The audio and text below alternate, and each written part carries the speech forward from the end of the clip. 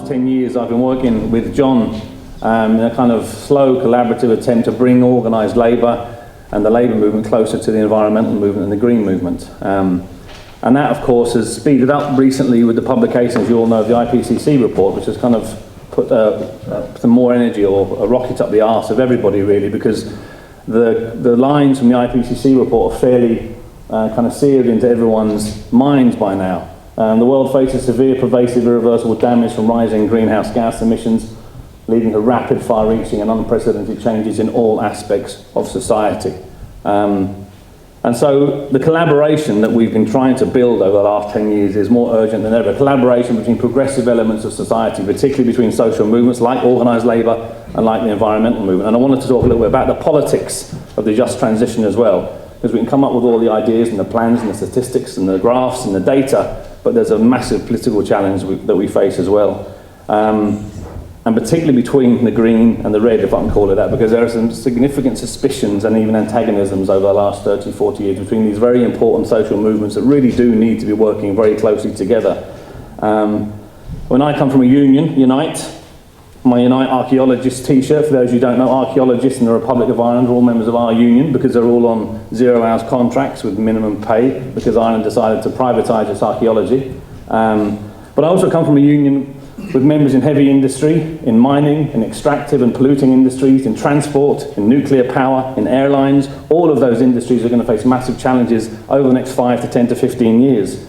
And there's a kind of stereotype that those workers are only really interested in their own selfish material interests, and we're kind of like Luddites, machine-smashing, technology-denying thugs who are going to stand ignorantly in the way of the kind of progress that we need to see happening. But there are also stereotypes of the environmental movement, very embedded within the left and within organised labour, kind of neoliberals on bikes, people who don't really want to talk about class power, they don't really want to talk about where power in society exists, and I haven't heard the word ownership mentioned very much today. Who owns all of these things? Who's making all of these decisions? Where is the democracy in the just transition? Sometimes it feels like the green movement's never happier than when it's kind of guilt-tripping or punishing workers with carbon taxes or enforced ecological austerity. And for us, sometimes the organised labour sees environmental politics it's kind of an individualistic form of politics. It sees things with carbon footprints of the individual, and it kind of blames consumers and indeed workers for driving ecological degradation because of their bad consumer choices. If only we lived more simple lives and consumed less, everything would be okay.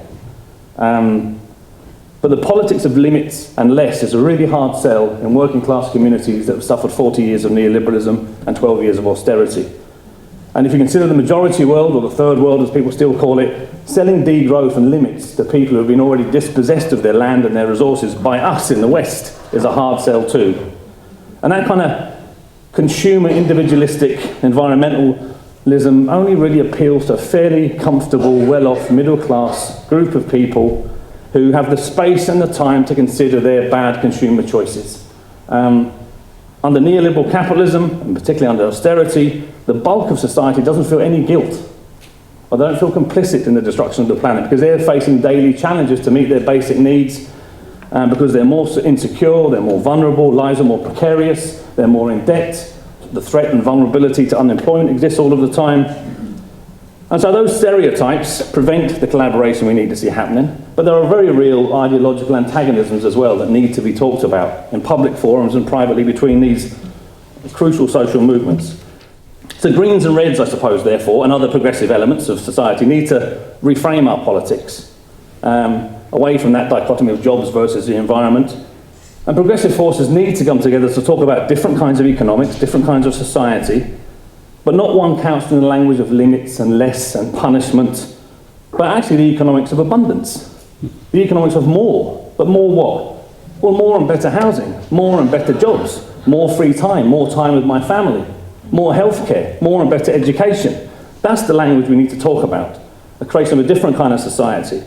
More solidarity, more love, more community, all of the things that we know from John's work in the past that GDP never measures. The things that really matter to us are not part of the political debates and economic debates. And so the just transition and the Green New Deal is kind of surrounding that, I suppose, its political manifestation begins to open the door to that kind of society, but it is only the first step. And we've seen it move from, but it must include state-led transition, state involvement. What does that bring us immediately into conflict with? The Nice Treaty, Lisbon Treaty, Maastricht Treaty, capital controls, free movement. All of that stuff has to be debated. Like energy, and not just as Labour are suggesting in Britain, their manifesto has the nationalisation of the grid. The trade unions in Britain have said, no, nationalisation of the big six electricity companies as well. If you genuinely want to move away from fossil fuels, the idea that we're going to let the big six do that for us is laughable. Energy has to be nationalised, it has to be under democratic control. Land reform and ownership. We spoke this morning about land and growth here, and I appreciate the lads that the assumption was that food would be grown locally. We need a massive green agricultural transition. The farming communities of Ireland are locked into what's our beef, 500% efficiency in beef production. We don't grow any food locally. There's a massive green transition, just transition has to take within. And if you want to see resistance to a just transition, I was talking about it earlier, it will come from farming communities here in Ireland. Mm-hmm. We haven't really talked about that yet, but it's an important issue. The other issue is land ownership. I was amazed, as many of you were. I think it was Open Democracy did a report a couple of months ago. 50% of land in Britain is owned by 1% of the population. I can believe it.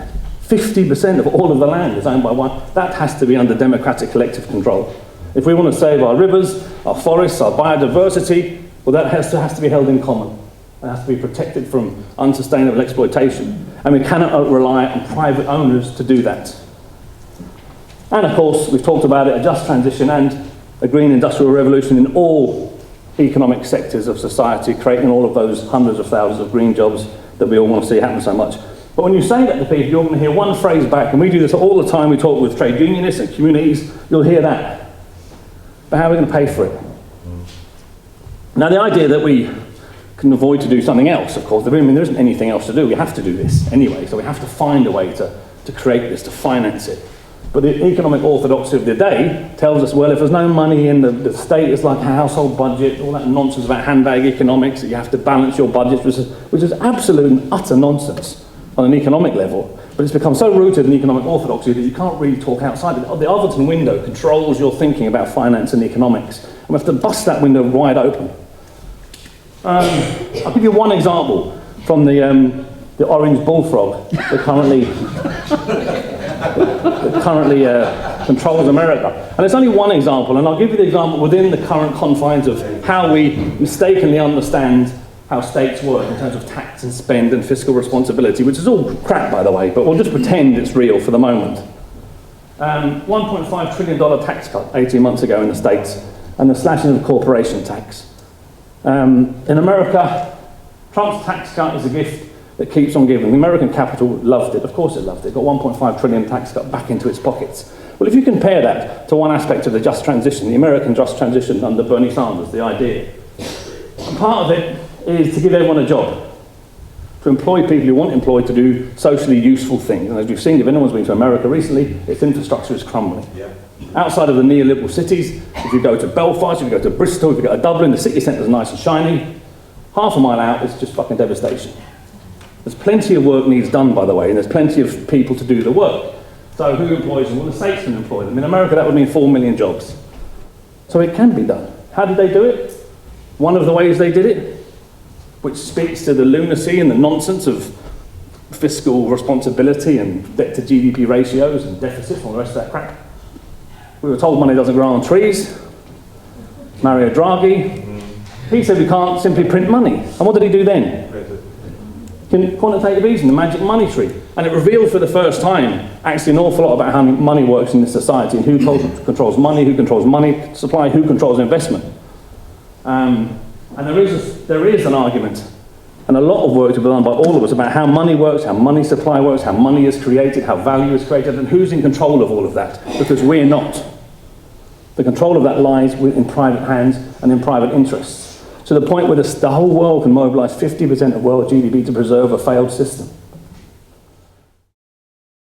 And they said a just transition represents a host of strategies, and we've heard about some of them today, you'll hear more after lunch, to transition whole communities to build thriving and abundant, that's the language you want to hear, abundant economies that provide dignified, productive and ecologically sustainable livelihoods. It's fucking lovely, isn't it? Based on democratic governance and ecological resilience. This all ticks us all our boxes, doesn't it? But that can't be just our vision, because there's another vision we have, and that's the vision about confronting power and confronting those who own the means of production, who own and make all of the investment decisions about the future of our planet, because we don't really make those decisions. Someone else is making those decisions, and they're making the wrong decisions.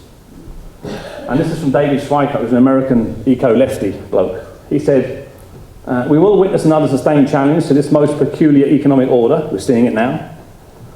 The challenge may not succeed. The forces ranged against it are immense.